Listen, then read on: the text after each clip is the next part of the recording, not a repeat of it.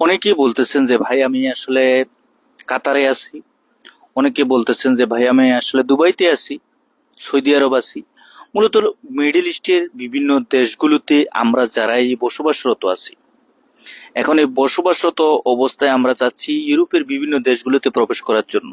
তার মধ্যে উল্লেখযোগ্য যে দেশটা সেটা হচ্ছে আপনার রোমানিয়া।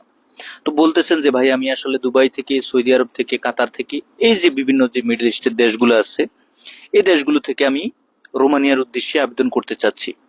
এখন এই রোমানিয়াতে আবেদন করার ক্ষেত্রে যে বিষয়টা, বিভিন্ন জায়গা থেকে বা বিভিন্ন দেশ থেকে আমরা যারা আবেদন করতে চাচ্ছি, সেক্ষেত্রে আসলে বর্তমান পরিস্থিতির আলোকপাতে ভিসার রেশিওটা কেমন?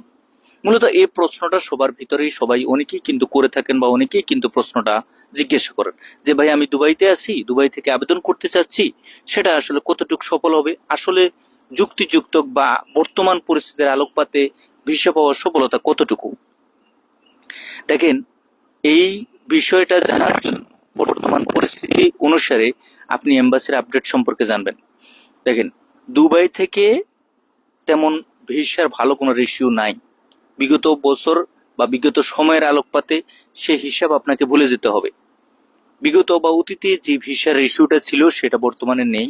সুতরাং বর্তমান পরিস্থিতির আলোকপাতে আপনি যদি জমা দিতে চান, সেক্ষেত্রে আপনার ভিসার রেশিওটা আগের থেকে অনেক তুলনামূলকভাবে কিন্তু কম থাকবে। সুতরাং আপনি যদি আবেদন করেন, আবেদন করার ক্ষেত্রে আপনাকে ভেবেচিন্তে আবেদন করতে হবে।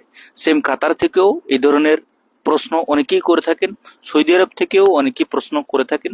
সুতরাং ভিসার ক্ষেত্রে আসলে রেশিওটা সেটা বলাটা এত সহজ বিষয় না।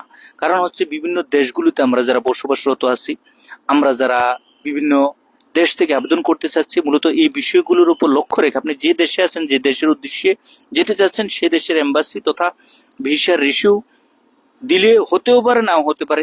এই বুদ্ধিটা মাথায় রেখে, এই চিন্তাটা মাথায় রেখে আপনাকে আবেদন করতে হবে। ইউরোপের ভিসা আপনার হতেও পারে, নাও হতে পারে, এই চিন্তাটা অবশ্যই আপনি মাথায় রাখবেন এবং আপনি রিস্ক নিতে হবে, রিস্ক নিয়ে আপনাকে আবেদন করতে হবে। ধন্যবাদ।